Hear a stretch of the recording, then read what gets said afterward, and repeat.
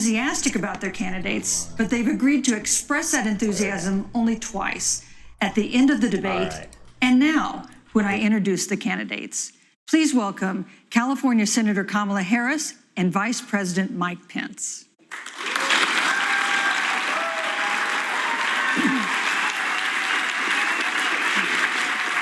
Rapid and complete recovery, and for the recovery of everyone afflicted by the coronavirus. The two campaigns and the Commission on Presidential Debates have agreed to the ground rules for tonight. I'm here to enforce them on behalf of the millions of Americans who are watching. One note, no one in either campaign or at the Commission or anywhere else has been told in advance what topics I'll raise or what questions I'll ask. This 90-minute debate will be divided into 9 segments of about 10 minutes each. I'll begin a segment by posing a question to each of you, sometimes the same question, sometimes a different question on the same topic. You will then have 2 minutes to answer without interruption by me or the other candidate. Then we'll take 6 minutes or so to discuss the issue. At that point, although there will always be more to say, we'll move on to the next topic. We want a debate that is lively, but Americans also deserve a discussion that is civil. These are tumultuous times, but we can and will have a respectful exchange about the big issues facing our nation. Let's begin with the ongoing pandemic that has cost our country so much. Senator Harris, the coronavirus is not under control. Over the past week, Johns Hopkins reports that 39 states have had more COVID cases over the past 7 days than in the week before. 9 states have set new records. Even if a vaccine is released soon, the next administration will face hard choices. What would a Biden administration do in January and February that a Trump administration wouldn't do? Would you impose new lockdowns for businesses and schools and hotspots? A federal mandate to wear masks? You have 2 minutes to respond without interruption. Thank you, Susan. Well, the American people have witnessed what is the greatest failure of any presidential administration in the history of our country. And here are the facts. 210,000 dead people in our country in just the last several months. Over 7 million people who have contracted this disease. 1 in 5 businesses closed. We're looking at frontline workers who have been treated like sacrificial workers. We are looking at over 30 million people who in the last several months had to file for unemployment. And here's the thing. On January 28th, the Vice President and the President were informed about the nature of this pandemic. They were informed that it's lethal in consequence, that it is airborne, that it will affect young people, and that it would be contracted because it is airborne. And they knew what was happening and they didn't tell you. Can you imagine if you knew on January 28th, as opposed to March 13th, what they knew, what you might have done to prepare? They knew and they covered it up. The president said it was a hoax. They minimized the seriousness of it. The president said, you're on one side of his ledger if you wear a mask, you're on the other side of his ledger if you don't. And in spite of all of that, today they still don't have a plan. They still don't have a plan. Well, Joe Biden does. And our plan is about what we need to do around a national strategy for contact tracing, for testing, for administration of the vaccine, and making sure that it will be free for all. That is the plan that Joe Biden has and that I have, knowing that we have to get a hold of what has been going on, and we need to save our country. And Joe Biden is the best leader to do that. And frankly, this administration has forfeited their right to re-election based on this. Thank you, Senator Harris. Vice President Pence, more than 210,000 Americans have died of COVID-19 since February. The U.S. death toll as a percentage of our population is higher than that of almost every other wealthy nation on earth. For instance, our death rate is 2.5 times that of Canada next door. You head the administration's coronavirus task force. Why is the U.S. death toll as a percentage of our population higher than that of almost every other wealthy country. And you have 2 minutes to respond without interruption. Susan, thank you. And I want to thank the Commission and the University of Utah for hosting this event. And Senator Harris, it's a privilege to be on the stage with you. And our nation has gone through a very challenging time this year. But I want the American people to know that from the very first day, President Donald Trump has put the health of America first. Before there were more than 5 cases in the United States, all people who had returned from China, President Donald Trump did what no other American president had ever done. And that was he suspended all travel from China, the second largest economy in the world. Now, Senator Joe Biden opposed that decision. He said it was xenophobic and hysterical.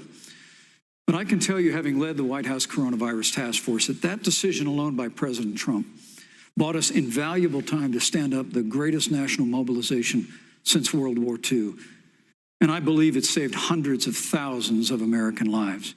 Because with that time, we were able to reinvent testing. More than 115 million tests have been done to date.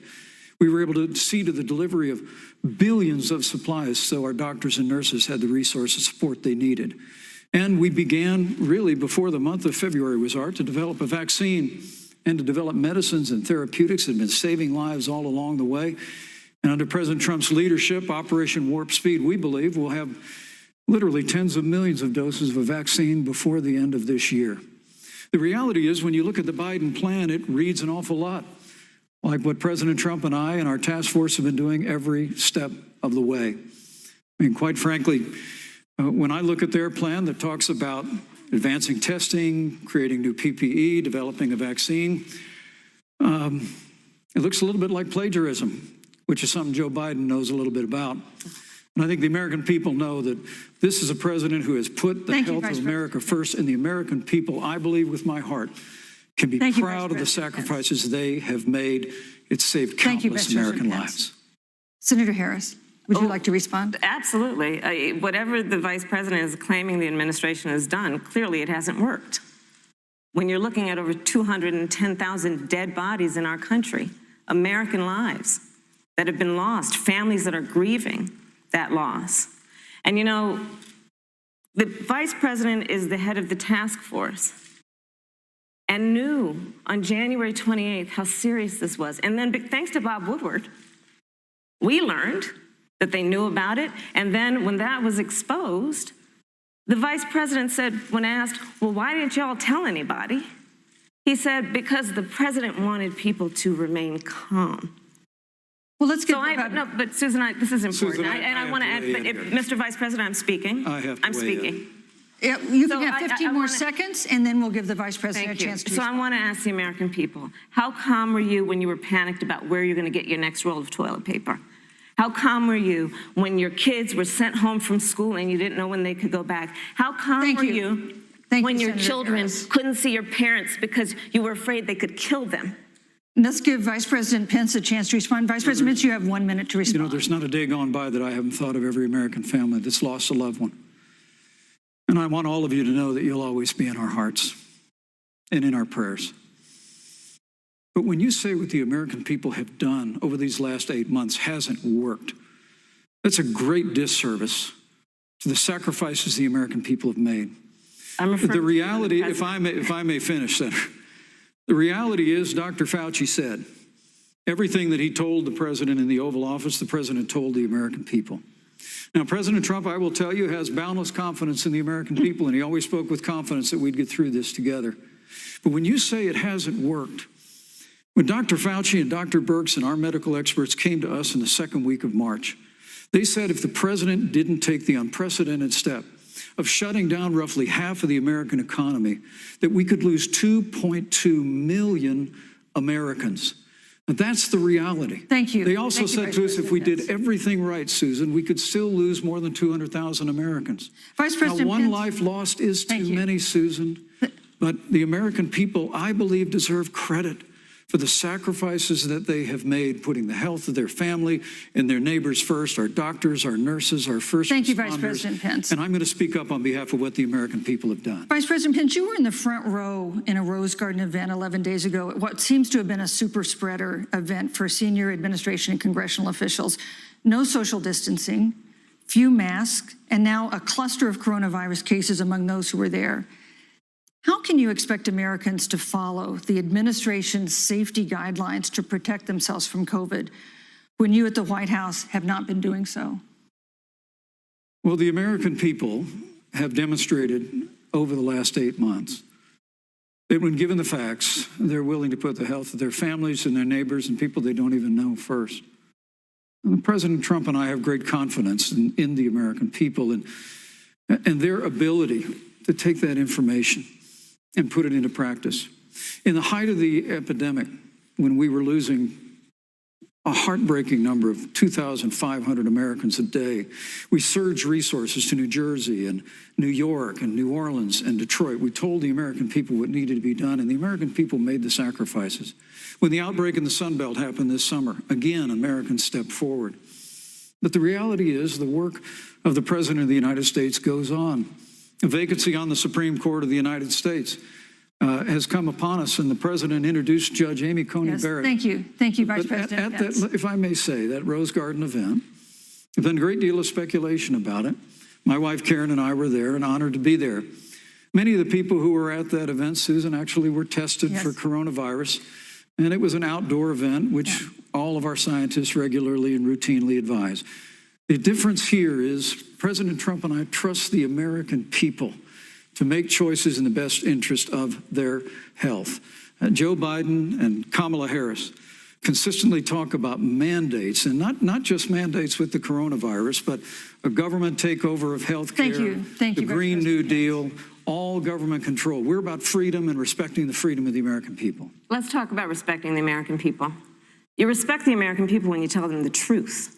You respect the American people when you have the courage to be a leader, speaking of those things that you may not want people to hear, but they need to hear so they can protect themselves. But this administration stood on information that if you had as a parent, if you had as a worker, knowing you didn't have enough money saved up, and now you're standing in a food line because of the ineptitude of an administration that was unwilling to speak the truth to the American people. So let's talk about caring about the American people. The American people have had to sacrifice far too much because of the incompetence of this administration. It is asking too much of the people. Susan, we talked about it is asking too much of the people. That they would not be equipped with the information they need to help themselves to protect their parents and their children. Sorry. Kamala Harris, Senator Harris, I'm sorry. It's fine, I'm Kamala. No, you're Senator Harris to me. For life to get back to normal, Dr. Anthony Fauci and other experts say that most of the people who can be vaccinated need to be vaccinated. But half of Americans now say they wouldn't take a vaccine if it was released now. If the Trump administration approves a vaccine before or after the election, should Americans take it, and would you take it? If the public health professionals, if Dr. Fauci, if the doctors tell us that we should take it, I'll be the first in line to take it, absolutely. But if Donald Trump tells us that we should take it, I'm not taking it. Vice President Pence, there have been a lot of repercussions from this pandemic. In recent days, the president's diagnosis of COVID-19 has underscored the importance of the job that you hold and that you are seeking. That's our second topic tonight. It's the role of the vice president.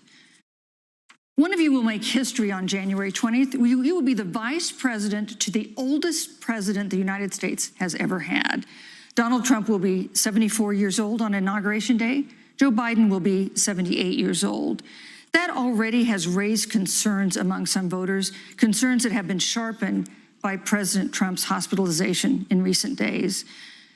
Vice President Pence, have you had a conversation or reached an agreement with President Trump about safeguards or procedures when it comes to the issue of presidential disability? And if not, do you think you should? You have 2 minutes without interruption. Well, Susan, thank you, although I would like to go back. I think we need to move on to the issue of but I would like to go back presidency. because the reality is that we're going to have a vaccine Senator, in record time, in unheard of time, in less than a year. We have 5 companies in phase 3 clinical trials, and we're right now producing tens of millions of doses. So the fact that you continue to undermine public confidence in a vaccine, if the vaccine emerges during the Trump administration, I think is unconscionable. And Senator, I just ask you, stop playing politics with people's lives. The reality is that we will have a vaccine, we believe, before the end of this year. And it will have the capacity to save countless American lives. And your continuous undermining of confidence in a vaccine is it's just unacceptable. And let me also say, the reality is when you talk about failure in this administration, we actually do know what failure looks like in a pandemic. It was 2009. The swine flu arrived in the United States. Thankfully, it ended up not being as lethal as the coronavirus. But before the end of the year, when Joe Biden was vice president of the United States, not 7.5 million people contracted the swine flu. 60 million Americans contracted the swine flu. If the swine flu had been as lethal as the coronavirus, in 2009, when Joe Biden was vice president, we would have lost 2 million American lives. His own chief of staff, Ron Klain, would say last year that it was pure luck that they did, quote, everything possible wrong. And we learned from that. They left the strategic national stockpile empty.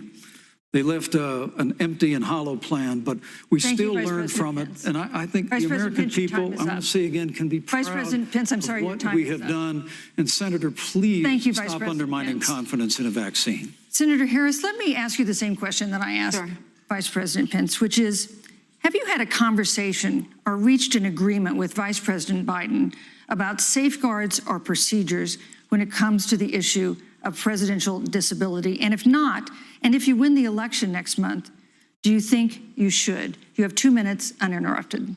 So let me tell you, first of all, the day I got the call from Joe Biden, it was actually a Zoom call, asking me to serve with him on this ticket was probably one of the most memorable days of my life. I thought about my mother, who came to the United States at the age of 19, gave birth to me at the age of 25 at Kaiser Hospital in Oakland, California.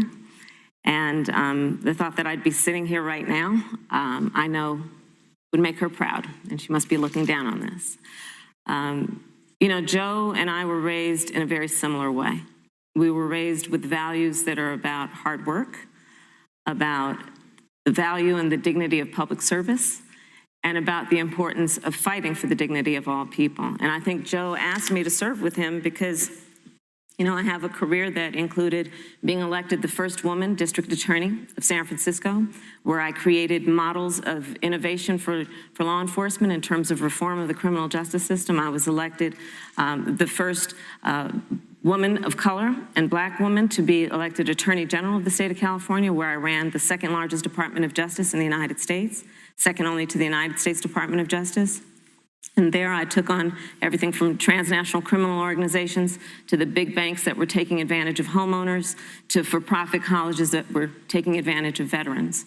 And then, of course, now I serve in the United States Senate as only the second black woman ever elected to the United States Senate. I serve on the Senate Intelligence Committee, where I've been in regular receipt of classified information about threats to our nation and hotspots around the world. I've traveled the world. I've met with our soldiers in war zones. And I think Joe has asked me to serve with him because he knows that we share a purpose which is about lifting up the American people. And after the 4 years that we have seen of Donald Trump unifying our country around our common values and principles. Thank you, Senator Harris. Neither President Trump nor Vice President Biden has released a sort of detailed health information that had become the modern norm until the 2016 election. And in recent days, President Trump's doctors have given misleading answers or refused to answer basic questions about his health. And my question to each of you in turn is this information voters deserve to know? Vice President Pence, would you like to go first? Well, Susan, thank you. And let me say, on behalf of the President and the First Lady, how moved we've all been by the outpouring of prayers and concern for the President. And I do believe it's emblematic of the prayers and the concern that have ushered forth for every American impacted by the coronavirus. But the care the President received at Walter Reed Hospital, the White House doctors, was exceptional. And the transparency that they practiced all along the way will continue. The American people have a right to know about the health and well-being of their president, and will continue to do that. But I'm just extremely grateful and was more than a little moved by the broad and bipartisan support. And Senator, I want to thank you and Joe Biden for your expressions, genuine concern. And I also want to congratulate you, as I did on that phone call, on the historic nature of your nomination. Thank you. I never expected to be on this stage 4 years ago, so I know the feeling. But the reality is we've got an election before the American people in the midst of this challenging year. And the stakes have never been higher, but I think the choice has never been clearer. I want to give Senator Harris a chance to respond to the same question I asked, which is, do voters have a right to know more detailed health information about presidential candidates, and especially about presidents, especially when they're facing some kind of challenge? Absolutely, and that's why Joe Biden has been so incredibly transparent, and certainly by contrast, the president has not, both in terms of health records, but also let's look at taxes.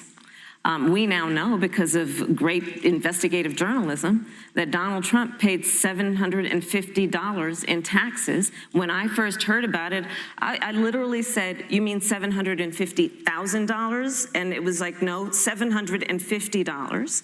We now know Donald Trump owes and is in debt for $400 million. And just so everyone is clear, when we say in debt, it means you owe money to somebody.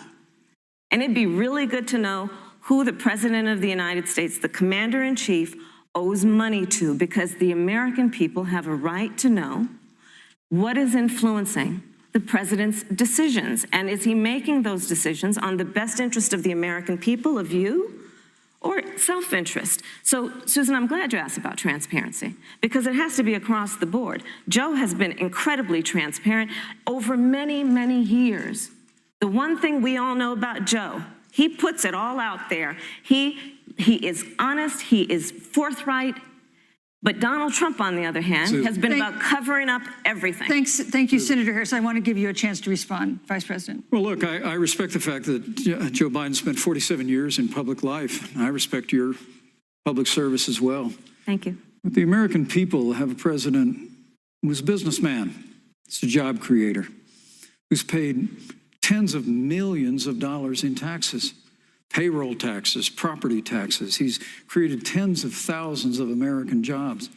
And the president said those public reports are not accurate. And the president's also released literally stacks of financial disclosures the American people can review, just as the law allows. But the distinction here is that Joe Biden, 47 years in public service, compared to President Donald Trump, who brought all of that experience 4 years ago. Thank you, Vice President. And turned this economy around by cutting taxes, rolling back regulation, unleashing American energy, fighting for free and fair trade, and all of that's on the line if Joe Biden and Kamala Harris. You know, that's a good segue into our third topic, which is about the economy. This has been another aspect of life for Americans that's been so affected by this coronavirus. We have a jobs crisis brewing.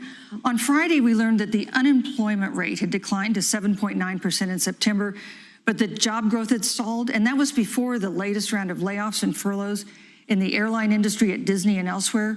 Hundreds of thousands of discouraged workers have stopped looking for work. Nearly 11 million jobs that existed at the beginning of the year haven't been replaced. Those hardest hit include Latinos, Blacks, and women. Senator Harris, the Biden-Harris campaign has proposed new programs to boost the economy, and you would pay for that new spending by raising $4 trillion in taxes on wealthy individuals and corporations. Some economists warn that could curb entrepreneurial ventures that fuel growth and create jobs. Would raising taxes put the recovery at risk? And you have 2 minutes to answer uninterrupted. Thank you. On the issue of the economy, I think there couldn't be a more fundamental difference between Donald Trump and Joe Biden. Joe Biden believes you measure the health and the strength of America's economy based on the health and the strength of the American worker and the American family. On the other hand, you have Donald Trump, who measures the strength of the economy based on how rich people are doing, which is why he passed a tax bill benefiting the top 1% and the biggest corporations of America, leading to a $2 trillion deficit that the American people are going to have to pay for. On day one, Joe Biden will repeal that tax bill. He'll get rid of it. And what he'll do with the money is invest it in the American people. And through a plan that is about investing in infrastructure, something that Donald Trump said he would do. I remember hearing about some infrastructure week. I don't think it ever happened. But Joe Biden will do that. He'll invest in infrastructure. It's about upgrading our roads and bridges, but also investing in clean energy and renewable energy. Joe is going to invest that money in what we need to do around innovation. There was a time when our country believed in science and invested in research and development so that we were an innovation leader on the globe. Joe Biden will use that money to invest in education.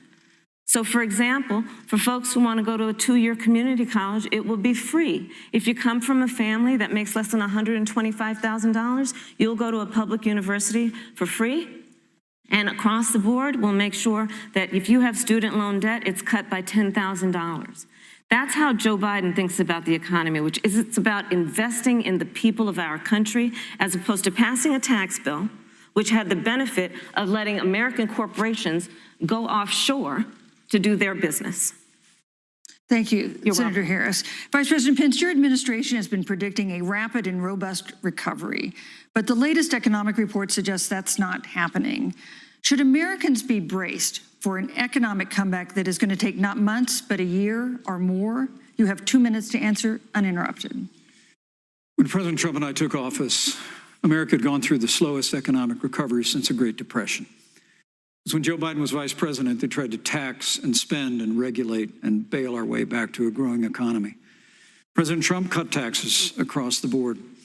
Despite what Senator Harris says, the average American family of 4 had $2,000 in savings in taxes. And with the rise in wages that occurred, most predominantly for blue-collar, hardworking Americans, the average household income for a family of 4 increased by $4,000 following President Trump's tax cuts. But America, you just heard Senator Harris tell you, on day one, Joe Biden's going to raise your taxes. It's really remarkable to think, Susan. That's not what I said. I mean, right after a time where we're going through a pandemic that lost 22 million jobs at the height, we've already added back 11.6 million jobs because we had a president who cut taxes, rolled back regulation, unleashed American energy, fought for free and fair trade, and secured $4 trillion from the Congress of the United States to give direct payments to families, save 50 million jobs through the Paycheck Protection Program. We literally have spared no expense to help the American people and the American worker through this. Joe Biden and Kamala Harris want to raise taxes. They want to bury our economy under a $2 trillion Green New Deal, which you were one of the original co-sponsors of in the United States Senate. They want to abolish fossil fuels and ban fracking, which would cost hundreds of thousands of American jobs all across the heartland. And Joe Biden wants to go back to the economic surrender to China, that when we took office, half of our international trade deficit was with China alone. And Joe Biden wants to repeal all of the tariffs that President Trump put into effect to fight for American jobs and American workers. Joe Biden says democracy's on the ballot. Make no mistake about it, Susan. The American economy, the American comeback is on the ballot with 4 more years of growth and opportunity, 4 more years of President Donald Trump. 2021 is going to be the biggest economic year in the history of this country. Thank you, Vice President Pence. Senator Harris. Well, I mean, I thought we saw enough of it in last week's debate, but I think this is supposed to be a debate based on fact and truth. And the truth and the fact is Joe Biden has been very clear. He will not raise taxes on anybody who makes less than $400,000 a year. He said he's going to repeal the Trump tax cuts. Mr. Vice President, I'm speaking. Well, I'm speaking. It'd be important if you said the truth. Joe Biden said twice in the debate last week that he's going to repeal the Trump tax cuts. That was tax cuts that gave the average working family $2,000 in a tax break every single year. Senator, that is that's the math. absolutely not true. That Is he tax only bill- is he only going to repeal part of the Trump tax cuts? If you don't mind letting me finish, we can then Please. have a conversation, okay? Please. Okay. Joe Biden will not raise taxes on anyone who makes less than $400,000 a year. He has been very clear about that. Joe Biden will not end fracking. He has been very clear about that. Joe Biden is the one who, during the Great Recession, was responsible for the Recovery Act that brought America back. And now the Trump-Pence administration wants to take credit when they rode the coattails of Joe Biden's success for the economy that they had at the beginning of their term. Of course, now the economy is a complete disaster. But Joe Biden, on the one hand, did that. On the other hand, you have Donald Trump, who has reigned over a recession that is being compared to the Great Depression. On the one hand, you have Joe Biden, who was responsible with President Barack Obama for the Affordable Care Act, which brought health care to over 20 million Americans and protected people with pre-existing conditions. And what it also did is it saved those families who otherwise were going bankrupt because of hospital bills they could not afford. On the other hand, you have Donald Trump, who's in court right now, trying to get rid of the Affordable Care Act, which means that you will lose protections if you have pre-existing conditions. And this is very important, Susan. Yes, and it's but we need to give Vice President. I'd just like to, he interrupted me, and I'd like to just finish, please. If you have a pre-existing condition, heart disease, diabetes, breast cancer, they're coming for you. If you love someone who has a pre-existing condition, they're coming for you. If you are under the age of 26 on your parents' coverage, they're coming for you. Senator Harris, thank you. You're welcome. Let me give you a chance to respond. Well, I hope we have a chance to talk about health care because Obamacare was a disaster. The American people remember it well. And President Trump and I have a plan to improve health care and to protect pre-existing conditions for every American. But look, Senator Harris, you're entitled to your own opinion, but you're not entitled to your own facts. You yourself said on multiple occasions when you were running for president that you would ban fracking. Joe Biden looked at a supporter in the eye and pointed and said, I guarantee that we will abolish fossil fuels. They have a $2 trillion version of the Green New Deal, Susan, that your newspaper, USA Today, said really wasn't that very different from the original Green New Deal.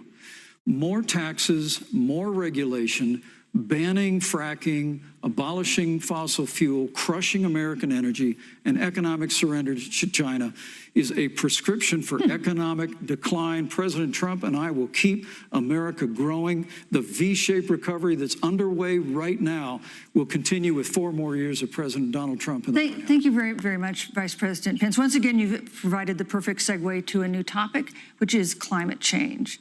And Vice President Pence, I'd like to pose the first question to you. This year, we've seen record-setting hurricanes in the South. Another one, Hurricane Delta, is now threatening the Gulf. And we have seen record-setting wildfires in the West.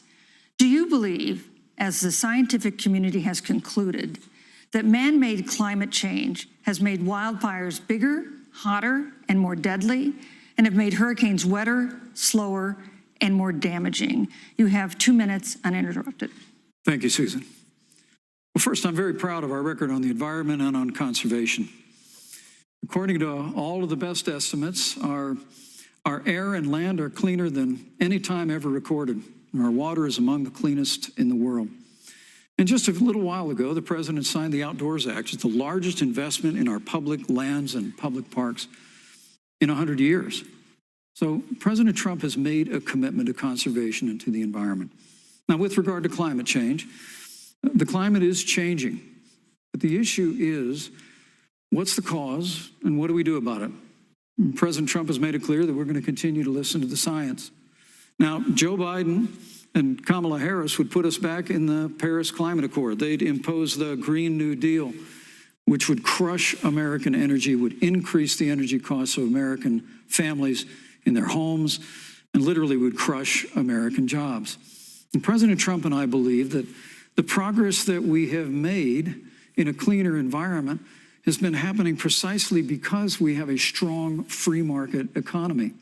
You know, what's remarkable is the United States has reduced CO2 more than the countries that are still in the Paris Climate Accord, but we've done it through innovation. And we've done it through natural gas and fracking, which, Senator, the American people can go look at the record. I know Joe Biden says otherwise now, as you do, but the both of you repeatedly committed to abolishing fossil fuel and banning fracking. And so by creating the kind of American innovation, we're actually steering toward a stronger and better environment. With regard to wildfires, President Trump and I believe that forest management has to be front and center, and even Governor Gavin Newsom from your state has agreed we've got to work on forest management. And with regard to hurricanes, the National Oceanic Administration tells us that actually as difficult as they are, thank you, Vice President. There are no more hurricanes today than there were 100 years ago. Thank you. But many of the climate alarmists use hurricanes and wildfires to try and sell their bill of goods of a Green New Deal. And President Trump and I are going to always put American jobs and American workers first. Senator Harris, as the Vice President mentioned, you co-sponsored the Green New Deal in Congress. But Vice President Biden said in last week's debate that he does not support the Green New Deal. But if you look at the Biden-Harris campaign website, it describes the Green New Deal as a crucial framework.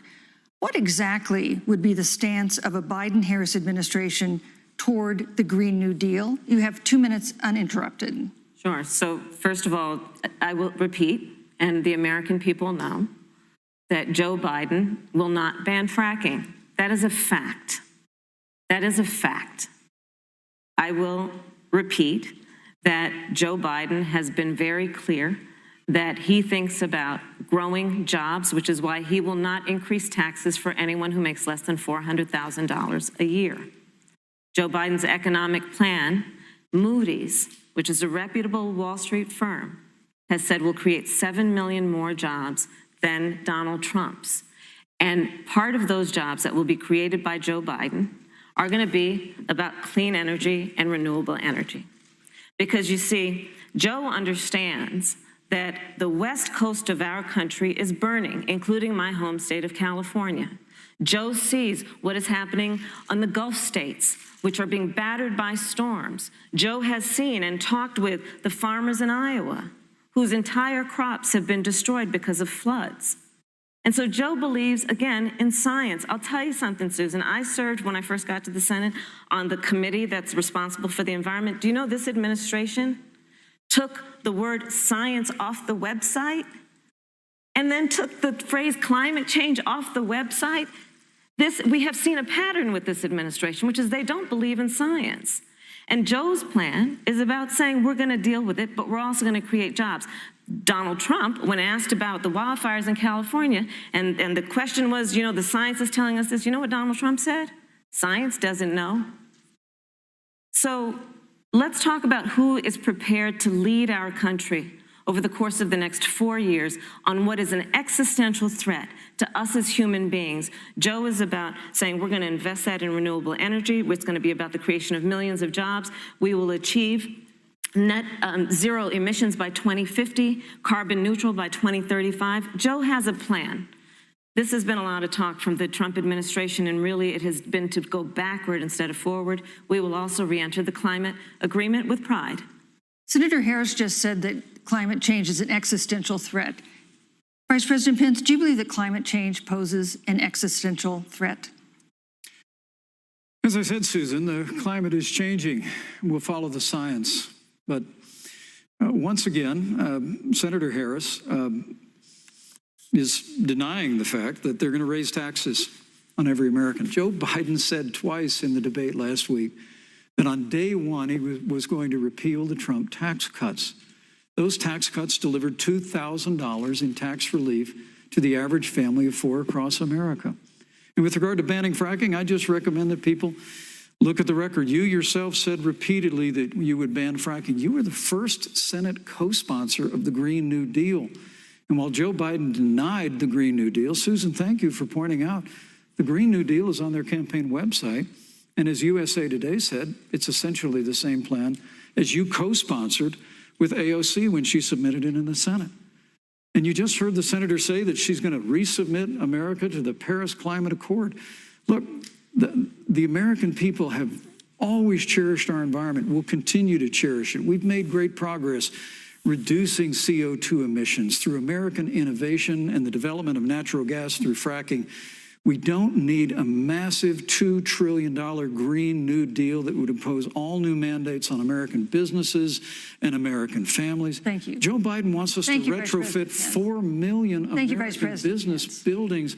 It makes no sense. It will cost jobs. President Trump is going to put America first. He's going to put jobs first, and we're going to take care of our environment and follow the science. Thank you, But, on the issue of jobs, Senator Harris. Let's talk about that. The vice president earlier referred to, as part of what he thinks is an accomplishment, the president's trade war with China. You lost that trade war. You lost it. What ended up happening is because of a so-called trade war with China, America lost 300,000 manufacturing jobs. Farmers have experienced bankruptcy because of it. We are in a manufacturing recession because of it. And when we look at where this administration has been, there are estimates that by the end of the term of this administration, they will have lost more jobs than almost any other presidential administration. And the American people know what I'm talking about. You know, I think about 20-year-olds. You know, we have a 20-year-old, a 20-something-year-old, who are coming out of high school and college right now, and you're wondering, is there going to be a job there for me? We're looking at people who are trying to figure out how they're going to pay rent by the end of the month. Almost half of American renters are worried about whether they're going to be able to pay rent by the end of the month. This is where the economy is in America right now, and it is because of the catastrophe and the failure of leadership of this administration. Thank you, Senator Harris. Vice President Pence, let me give you just 15 seconds to respond, because then I want to move on to... Well, I'd love to respond. Look, lost the trade war with China. Joe Biden never fought it. Joe Biden has been a cheerleader for communist China over the last several decades. And again, Senator Harris, you're entitled to your opinion. You're not entitled to your own facts. When Joe Biden was vice president, we lost 200,000 manufacturing jobs, and President Obama said they were never coming back. He said we needed a magic wand to bring them back. In our first 3 years after we cut taxes, rolled back regulation, unleashed American energy, this administration saw 500,000 manufacturing jobs created. And that's exactly the kind of growth we're going to continue to see as we bring our nation through this pandemic. But a Green New Deal, your massive new mandates, your Paris Climate Accord, it's going to kill jobs this time, just like it killed jobs. I just need to respond very briefly, 15 seconds, and then we'll move on. Thank you. Joe Biden is responsible for saving America's auto industry, and you voted against it. So let's set the record straight. Thank you. I'd like to talk about China. We have, as our next topic, we have no more complicated or consequential foreign relationship than the one with China. It is a huge market for American agricultural goods. It's a potential partner in dealing with climate change in North Korea. And in a video tonight, President Trump again blamed it for the coronavirus, saying China will pay.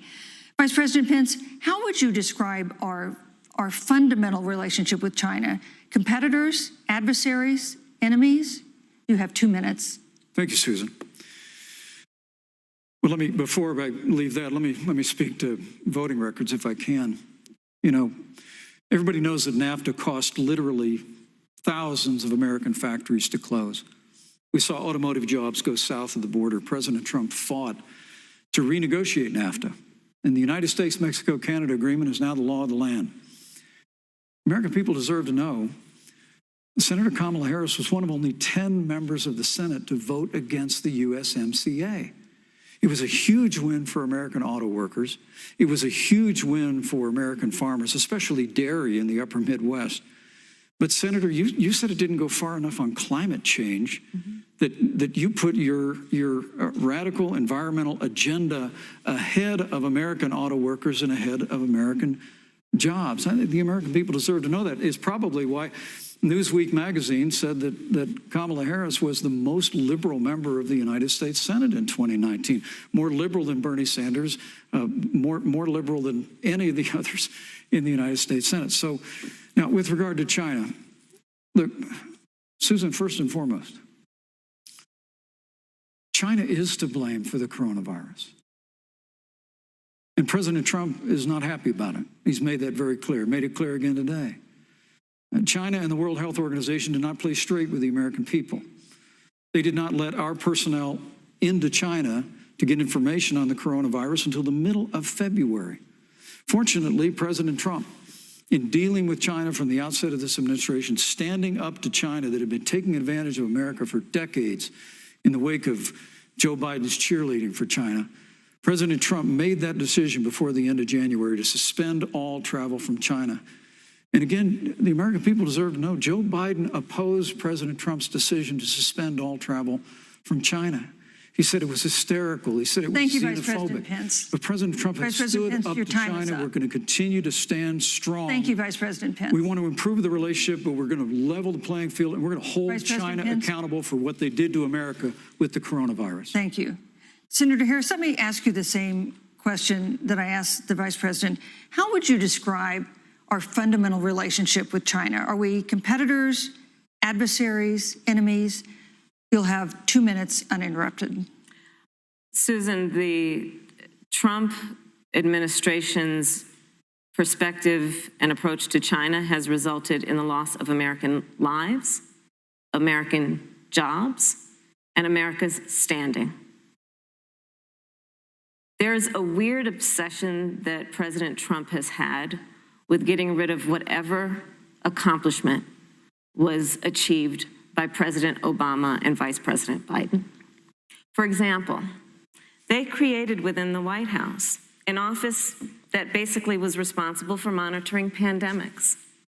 They got rid of it.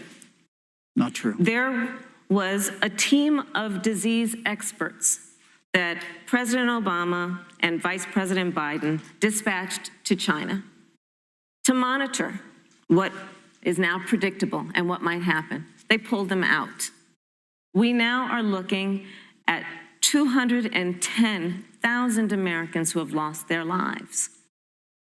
Let's look at the job situation. We mentioned before the trade deal, the trade war, they wanted to call it, with China. It resulted in the loss of over 300 manufacturing jobs and a manufacturing recession, and the American consumer paying thousands of dollars more for goods because of that failed war that they called it. Then let's talk about standing. Pew, a reputable research firm, has done an analysis that shows that leaders of all of our formerly allied countries have now decided that they hold in greater esteem and respect Xi Jinping, the head of the Chinese Communist Party, than they do Donald Trump, the President of the United States, the Commander-in-Chief of the United States. This is where we are today because of a failure of leadership by this administration. Senator Harris, we've seen changes in the role of the United States in terms of global leadership over the past 4 years. And of course, times do change. What's your definition? We've seen strains with China, of course, as the Vice President mentioned. We've seen strains with our traditional allies in NATO and elsewhere. What is your definition of the role of American leadership in 2020? So, you know, Joe is, I love talking with Joe about a lot of these issues. And, you know, Joe, I think he said it quite well. He says, you know, foreign policy, it might sound complicated, but really it's relationships. So just think about it as relationships. And so we know this in our personal and professional relationships. You got to keep your word to your friends. You got to be loyal to your friends. People who've stood with you, got to stand with them. You got to know who your adversaries are and keep them in check. But what we have seen with Donald Trump is that he has betrayed our friends and embraced dictators around the world. Let's take, for example, Russia. So Russia, I serve on the Intelligence Committee of the United States Senate. America's intelligence community told us Russia interfered in the election of the President of the United States in 2016 and is playing in 2020. Christopher Wray, the director of the FBI, said the same. But Donald Trump, the commander-in-chief of the United States of America, prefers to take the word of Vladimir Putin over the word of the American intelligence community. You look at our friends at NATO. He has walked away from agreements. You can look at the Iran nuclear deal, which now has put us in a position where we are less safe because they are building up what might end up being a significant nuclear arsenal. We were in that deal, guys. We were in the Iran nuclear deal with friends, with allies around the country. And because of Donald Trump's unilateral approach to foreign policy, coupled with his isolationism, he pulled us out and has made America less safe. So, Susan, it's about relationships. And the thing that has always been part of the strength of our nation, in addition to our great military, has been that we keep our word. But Donald Trump doesn't understand that because he doesn't understand what it means to be honest. Thank you, Senator Harris. Vice President Pence, let me give you a chance to respond. Well, thank you. Well, President Trump kept his word when we moved the American embassy to Jerusalem, the capital of the state of Israel. When Joe Biden was vice president, they promised to do that, and they never did. We've stood strong with our allies, but we've been demanding. NATO is now contributing more to our common defense than ever before, thanks to President Trump's leadership. We've strengthened our alliances across the Asia-Pacific, and we've stood strong against those who would do us harm. You know, when President Trump came into office, ISIS had captured an area of the Middle East the size of Pennsylvania. But President Trump unleashed the American military, and our armed forces destroyed the ISIS caliphate and took down their leader, al-Baghdadi, without one American casualty. Al-Baghdadi was responsible for the death of thousands. But notably, America's hearts today are with the family of Kayla Mueller, her parents of which are here with us tonight in Salt Lake City. Today, two of the ISIS killers responsible for Kayla Mueller's murder were brought to justice in the United States. Jihadi John was killed on the battlefield along with the other beetle. The reality is that when Joe Biden was vice president, we had an opportunity to save Kayla Mueller. It breaks my heart to reflect on it, but the military came into the Oval Office, presented a plan. They said they knew where Kayla was. Baghdadi had held her for 18 months, abused her mercilessly before they killed her. But when Joe Biden was vice president, they hesitated for a month. And when armed forces finally went in, it was clear she'd been moved 2 days earlier. And her family says with a heart that broke the heart of every American that if President Donald Trump had been president, they believe Kayla would be alive today. Thank you, Vice Look, President. we destroyed the ISIS caliphate. And you talk about re-entering the Iran nuclear deal. I mean, the last administration transferred $1.8 billion to the leading state sponsor Thank you, Vice of President. terrorism. President Donald Trump got us out of the deal. Thank you, Vice President Pence. And when Qasem Soleimani was traveling to Baghdad Thank you, to Vice President harm Pence. to Americans, President Donald Trump took Thank you, him Vice out. President Pence. And America is safer, our allies are safer, and the American people know President Donald Trump will never have Thank you, Vice President take Pence. action. I would like to give Senator Harris a chance to respond, but not at such great length because, of course, there are other topics we want to talk about. But I would like equal time. Yes. Thank you. Please go ahead. First of all, to the Mueller family, I know about your daughter's case, and I'm so sorry. I'm so sorry. What happened to her is awful, and it should have never happened. And I know Joe feels the same way. And I know that President Obama feels the same way. But you mentioned Soleimani. Let's start there. So after the strike on Soleimani, there was a counter strike on our troops in Iraq. And they suffered serious brain injuries. And do you know what Donald Trump dismissed them as? Headaches.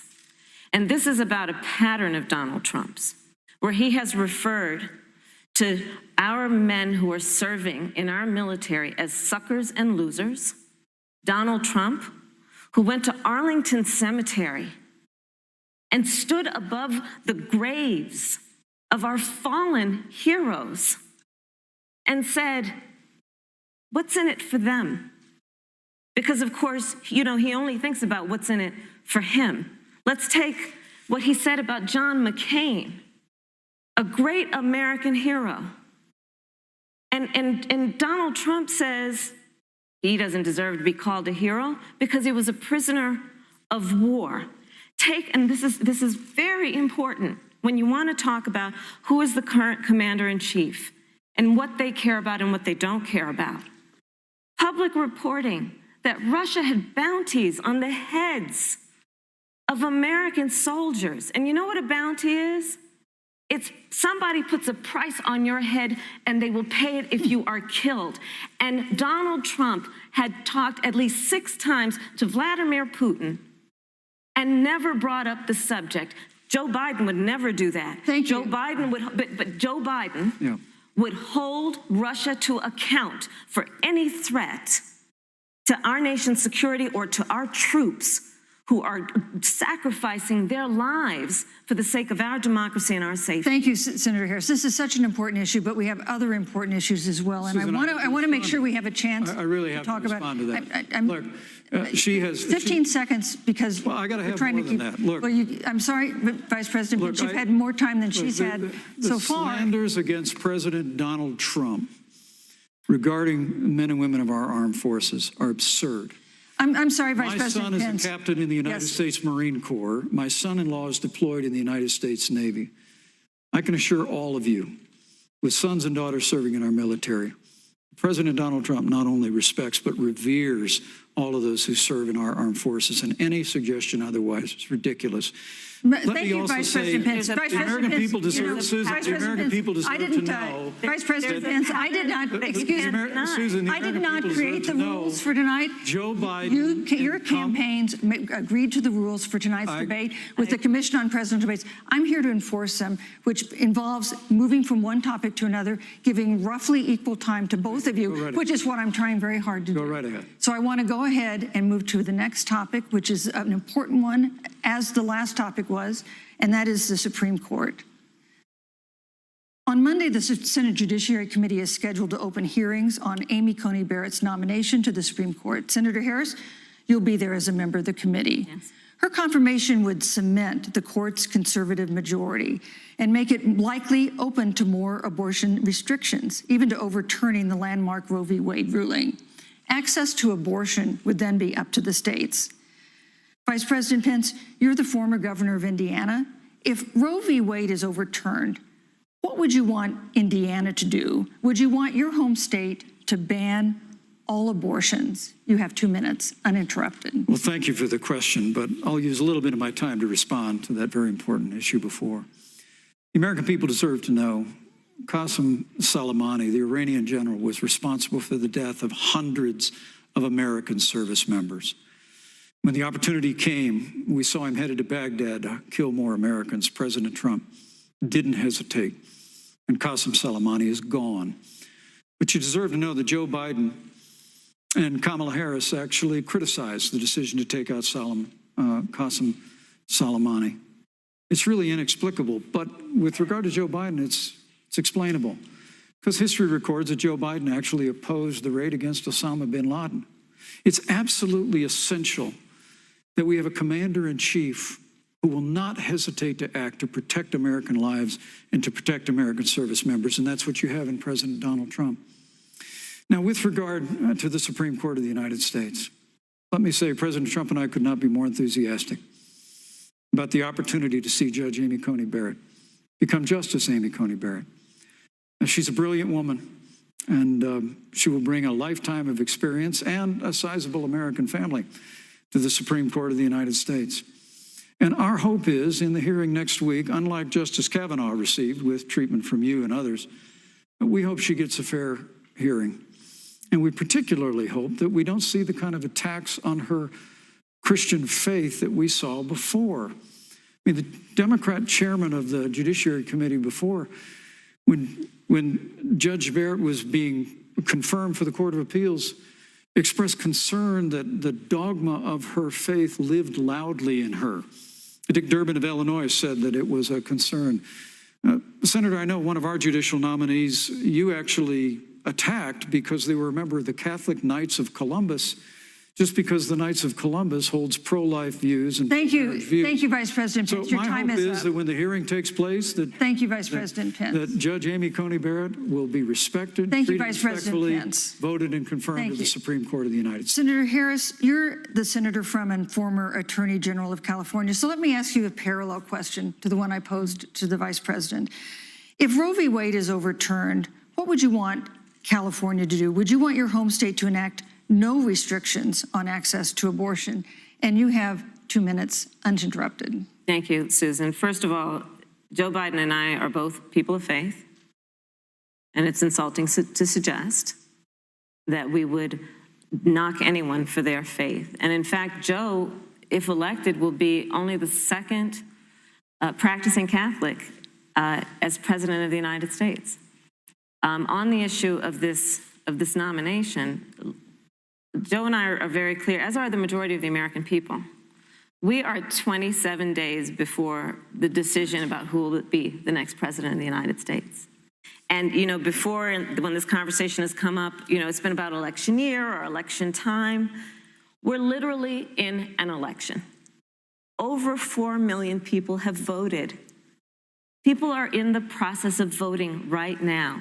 And so Joe has been very clear, as the American people are.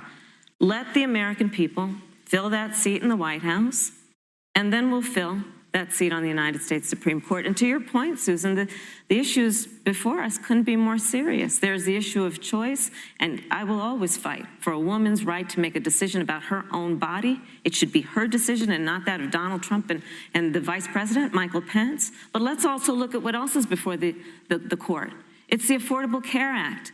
Like, literally in the midst of a public health pandemic, when over 210,000 people have died and 7 million people probably have what will be in the future considered a pre-existing condition because you contracted the virus. Donald Trump is in court right now trying to get rid of the Affordable Care Act. And I said it before, and it bears repeating. This means that there will be no more protections if they win for people with pre-existing conditions. This means that over 20 million people will lose your coverage. It means that if you're under the age of 26, you can't stay on your parents' coverage anymore. And here's the thing, the contrast couldn't be more clear. They're trying to get rid of the Affordable Care Act. Joe Biden is saying, let's expand coverage. Let's give you a choice of a public option or private coverage. Let's bring down premiums. Thank you, Senator Let's Harris. lower Medicare eligibility to 60. Thank you, Senator. That's true Harris. leadership. You know, you mentioned earlier, Vice President Pence, that the president was committed to maintaining protections for people with pre-existing conditions. But you do have this court case that you are supporting, your administration supporting, that would strike down the Affordable Care Act. The president says, President Trump says that he's going to protect people with pre-existing conditions, but he has not explained how he would do that. And that was one of the toughest nuts to crack when they were passing the Affordable Care Act. So tell us specifically, how would your administration protect Americans with pre-existing conditions to have access to affordable insurance if the Affordable Care Act is struck down? Well, thank you, Susan. But let me just say, addressing your very first question, I couldn't be more proud to serve as vice president to a president who stands without apology for the sanctity of human life. I'm pro-life. I don't apologize for it. And this is another one of those cases where there's such a dramatic contrast. Joe Biden and Kamala Harris support taxpayer funding of abortion all the way up to the moment of birth. Late-term abortion. They want to increase funding to Planned Parenthood of America. Now, for our part, I would never presume how Judge Amy Coney Barrett would rule on the Supreme Court of the United States, but we'll continue to stand strong for the right to life. When you speak about the Supreme Court, though, I think the American people really deserve an answer, Senator Harris. Are you and Joe Biden going to pack the court if Judge Amy Coney Barrett is confirmed? I mean, there have been 29 vacancies on the Supreme Court during presidential election years, from George Washington to Barack Obama. Presidents have nominated in all 29 cases. But your party is actually openly advocating adding seats to the Supreme Court which has had 9 seats for 150 years, if you don't get your way. This is a classic case of if you can't win by the rules, you're going to change the rules. Now, you've refused to answer the question. Joe Biden has refused to answer the question. So I think the American people would really like to know if Judge Amy Coney Barrett is confirmed to the Supreme Court of the United States, are you and Joe Biden, if somehow you win this election, going to pack the Supreme Court to get your way? I'm so glad we went through a little history lesson. Let's do that a little more. In 1864. Well, I'd like you to answer the question. Mr. Yes, Vice President, I'm please, speaking. very I'm fast. speaking. Okay. In 1864, one of the, I think, political heroes, certainly of the president, I assume of you also, Mr. Vice President, is Abraham Lincoln. Mm-hmm. Abraham Lincoln was up for re-election, and it was 27 days before the election, and a seat became open on the United States Supreme Court. Abraham Lincoln's party was in charge not only of the White House, but the Senate. But Honest Abe said it's not the right thing to do. The American people deserve to make the decision about who will be the next president of the United States, and then that person can select who will serve for a lifetime on the highest court of our land. And so Joe and I are very clear. The American people are voting right now, and it should be their decision about who will serve on this most important body for a lifetime.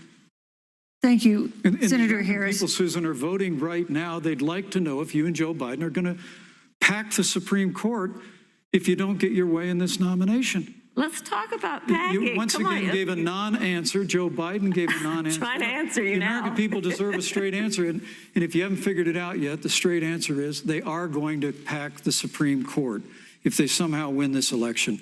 Men and Mr. women, Vice I President, got to I tell you, think people across this country, if you cherish our Supreme Court, if you cherish the separation of powers, you need to reject the Biden-Harris ticket. Come November the 3rd, re-elect President Donald Trump, and we'll stand by that separation of powers in a 9-seat Supreme Court. Yeah, let's talk about packing the court then.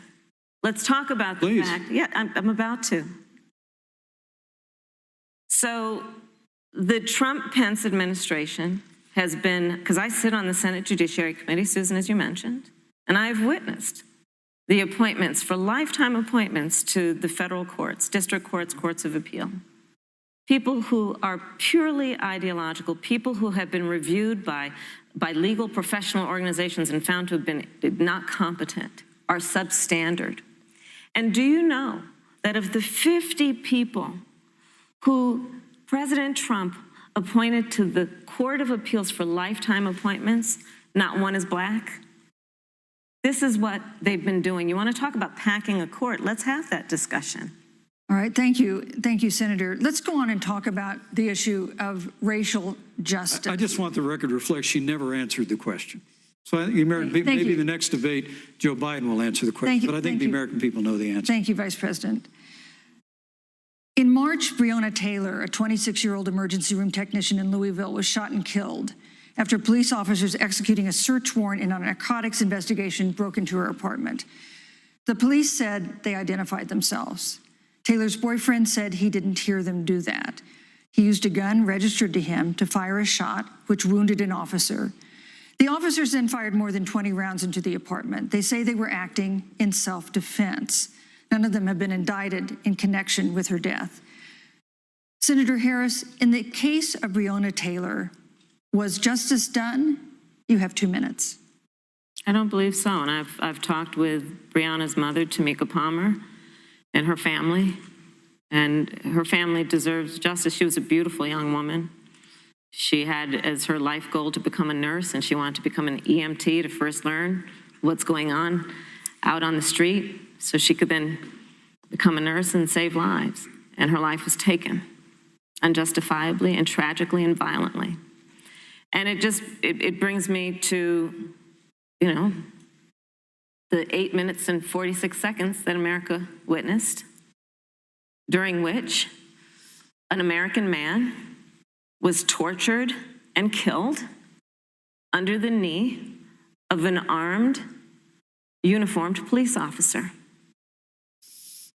And people around our country of every race, of every age, of every gender, perfect strangers to each other, marched shoulder to shoulder, arm in arm, fighting for us to finally achieve that ideal of equal justice under law. And I was a part of those peaceful protests.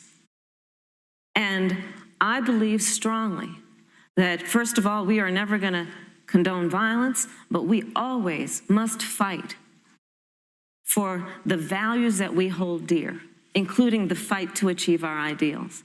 And that's why Joe Biden and I have said on this subject, look, and I'm a former career prosecutor. I know what I'm talking about. Bad cops are bad for good cops. We need reform of our policing in America and our criminal justice system, which is why Joe and I will immediately ban chokeholds and carotid holds. George Floyd would be alive today if we did that.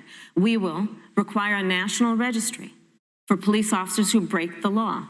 We will, on the issue of criminal justice reform, get rid of private prisons and cash bail, and we will decriminalize marijuana, and we will expunge the records of those who have been convicted of marijuana. This is the time for leadership on a tragic, tragic issue of unarmed Black people in America who have been killed. Thank you, Senator Harris. Vice President Pence, let me pose the same question to you. In the case of Breonna Taylor, was justice done? You have 2 minutes uninterrupted. Well, our heart breaks for the loss of any innocent American life. And the family of Breonna Taylor has our sympathies. But I trust our justice system, a grand jury that refused the evidence. And it really is remarkable that as a former prosecutor, you would assume that an impaneled grand jury looking at all the evidence got it wrong. But you're entitled to your opinion, Senator. I think, look, and with regard to George Floyd, there's no excuse for what happened to George Floyd, and justice will be served.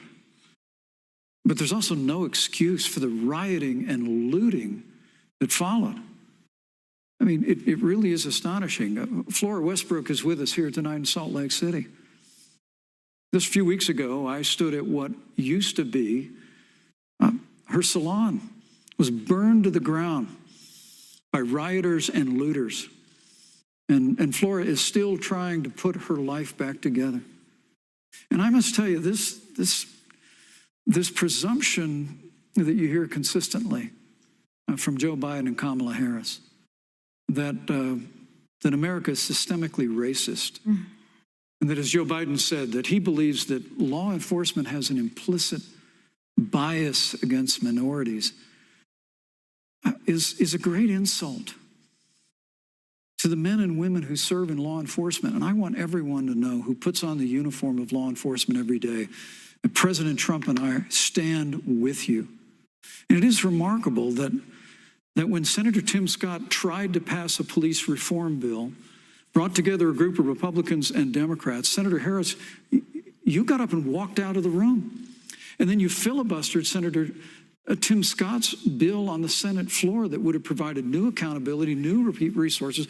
Look, we don't have to choose between supporting law enforcement, improving public safety, and supporting our African American neighbors and all of our minorities.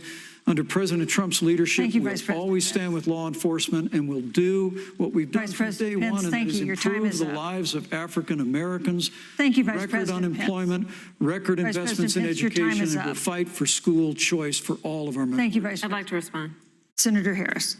I will not sit here and be lectured by the Vice President on what it means to enforce the laws of our country. I am the only one on this stage who has personally prosecuted everything from child sexual assault to homicide. I'm the only one on this stage who has prosecuted the big banks for taking advantage of America's homeowners. I'm the only one on this stage who prosecuted for-profit colleges for taking advantage of our veterans. And the reality of this is that we are talking about an election in 27 days, where last week, the President of the United States took a debate stage in front of 70 million Americans and refused to condemn white supremacists. Not true. And not true. It wasn't like he didn't have a chance. He didn't do it, and then he doubled down.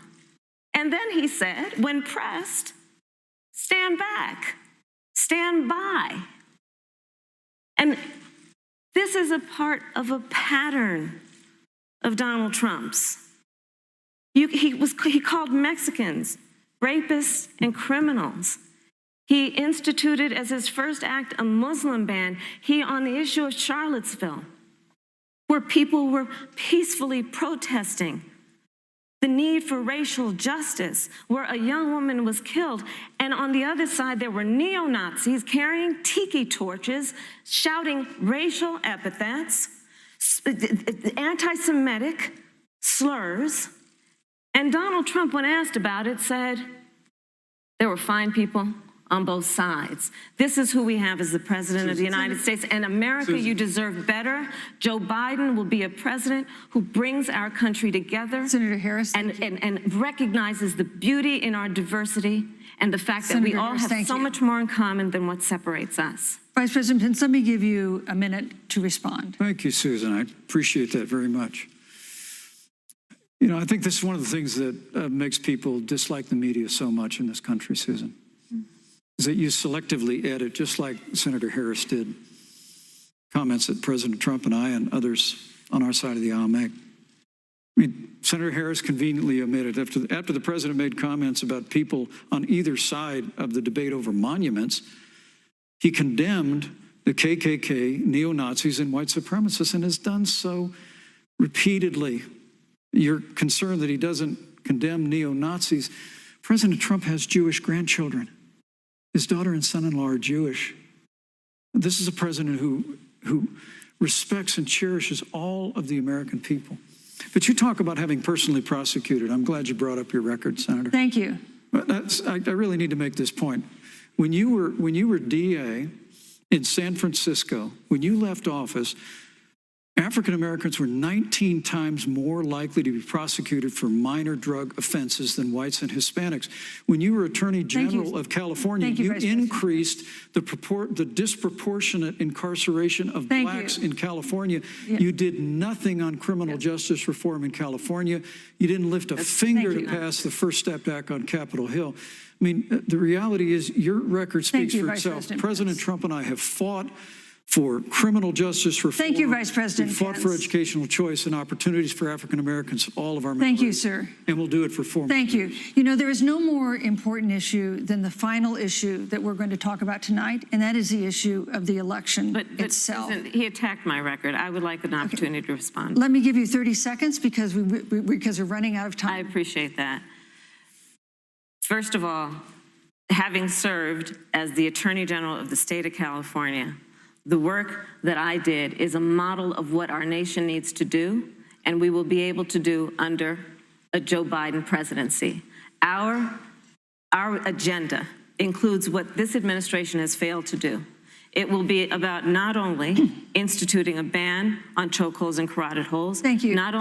Thank you, Senator I would like to go through. These are points that you made earlier in the hour, and I want to talk about the election itself before we have to. But I want to talk about the connection between what Joe and I will do and my record, which includes I was the first statewide officer to institute a requirement that my agents would wear body cameras and keep them on full time. We were the first to initiate a requirement that there would be a training for law enforcement on implicit bias because, yes, Joe Biden and I recognize that implicit bias does exist, Mr. Vice President, contrary to what you may believe. We did the work of instituting reforms that were about investing in reentry.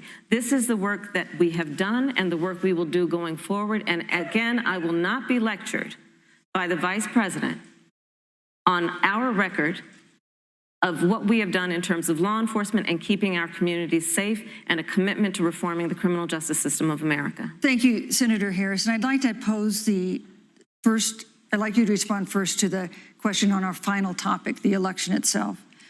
President Trump has several times refused to commit himself to a peaceful transfer of power after the election.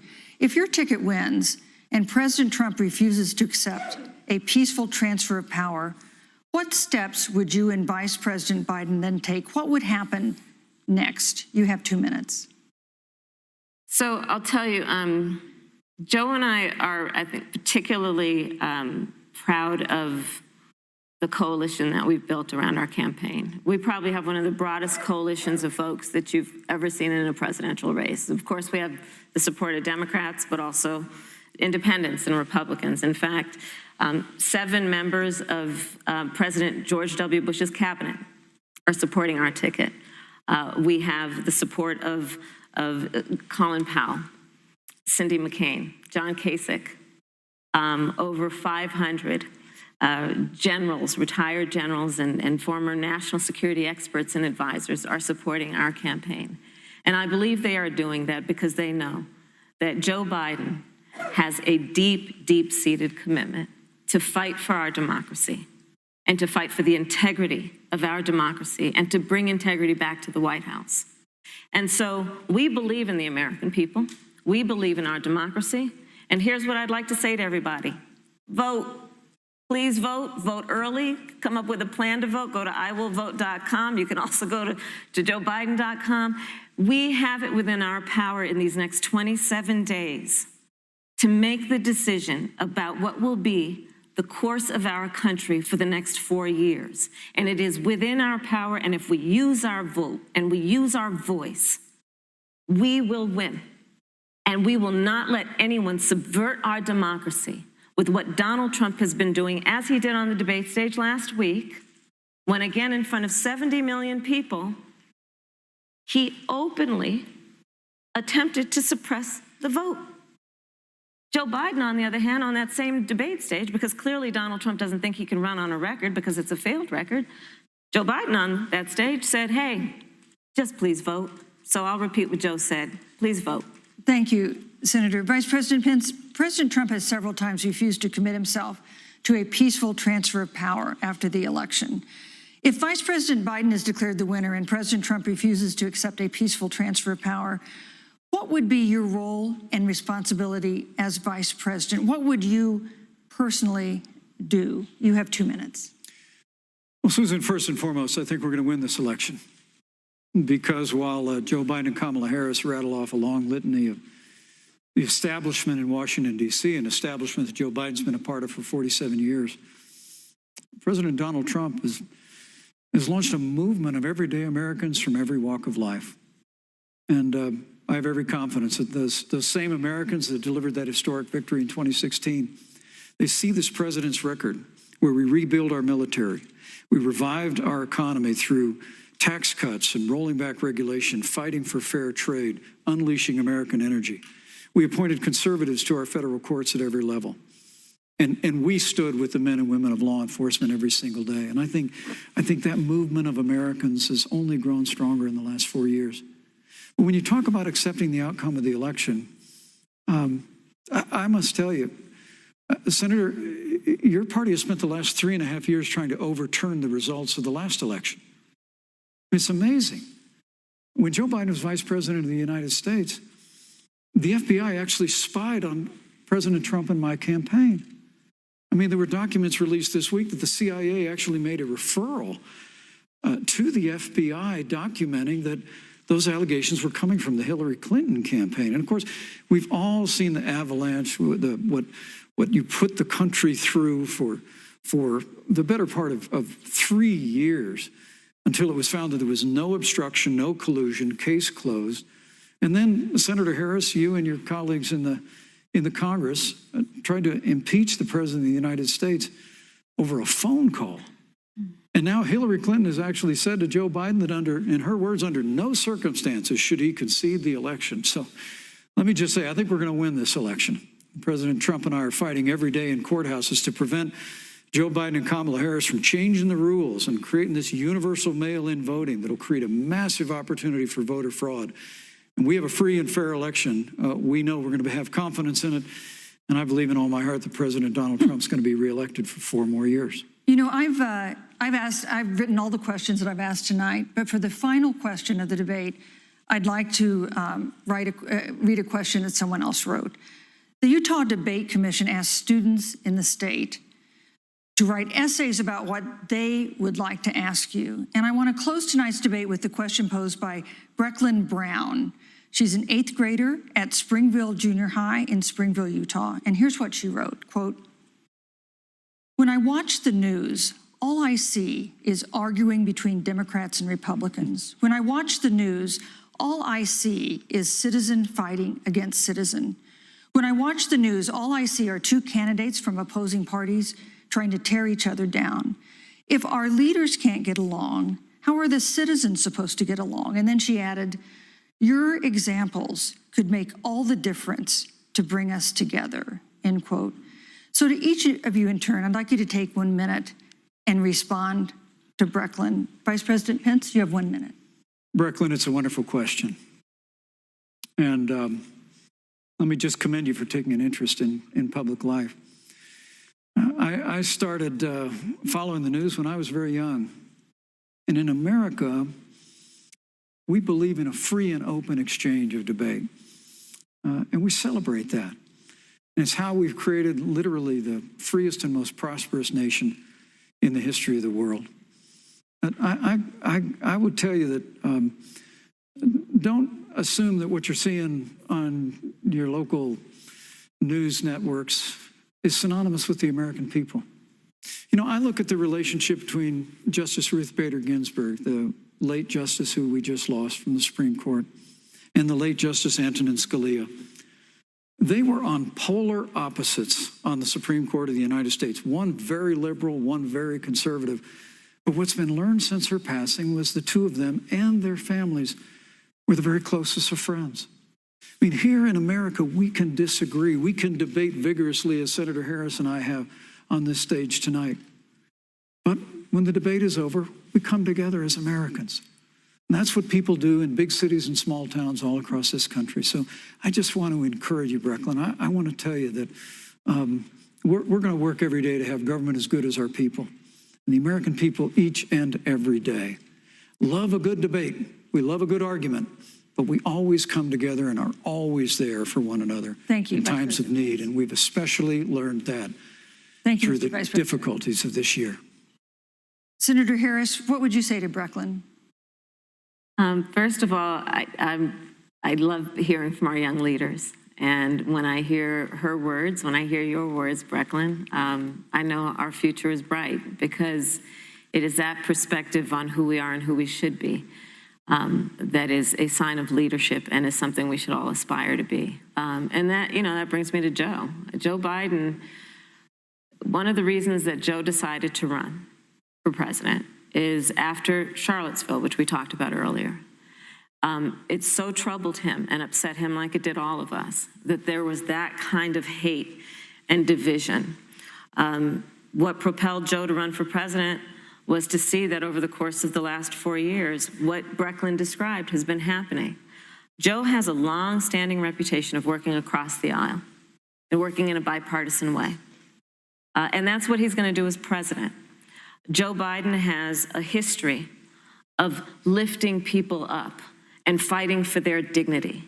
I mean, you have to know Joe's story to know that Joe has known pain, he has known suffering, and he has known love. And so, Brecklin, when you think about the future, I do believe the future is bright. And it will be because of your leadership, and it will be because we fight for each person's voice through their vote, and we get engaged in this election because you have the ability through your work and through eventually your vote to determine the future of our country and what its leadership looks like. Thank you, Senator Harris. Thank you, Vice President Pence. Thank you so much for being with us tonight. We want to thank also the University of Utah for its hospitality, and most of all, our thanks to all the Americans who watched this debate tonight. Again, our best wishes for a quick recovery to President Trump, the First Lady, and everyone who is battling COVID-19. The second presidential debate is next week on October 15th, a town hall style debate in Miami. We hope you'll join us then. Good evening. And that is the end of the vice presidential debate right there.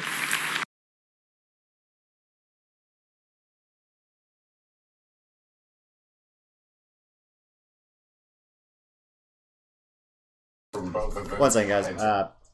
So we're watching the debate on the TV, so we just have to mute that real quick. But I hope you guys enjoy the debate. So we're going to... This is a hard debate to even like criticize after what the crap show yesterday. So what? What did you say? All right. Anyway, I'm being distracted by my brother, who's here with me and Mike as well. Hold on, let me talk real quick, Mike, so I can see if you're picked up back there. What? Okay. Yes. So, our initial plan was that we're going to live stream the debate, and we're going to cover it afterwards. But honestly, because of just how much bullshit we were fed, I think everybody can agree. Well, first off, Pence did kick ass, like predominantly more so. I'd say there was he so was much more bullshit fed. Yeah. A fly showed up. I think the height of the debate was the fly. I don't know. You guys agree, disagree? But yeah, so I think what we're going to do with this actually is we're going to end the live stream, and we're going to chop the parts of the debate that are are most important to be addressed, and we'll have that uploaded hopefully tomorrow. We'll see what ends up happening. Be easier that way. Yeah, it'll be up probably tomorrow afternoon, because there was just too much to even cover at the end to even keep track of everything or to even do. And it's already late.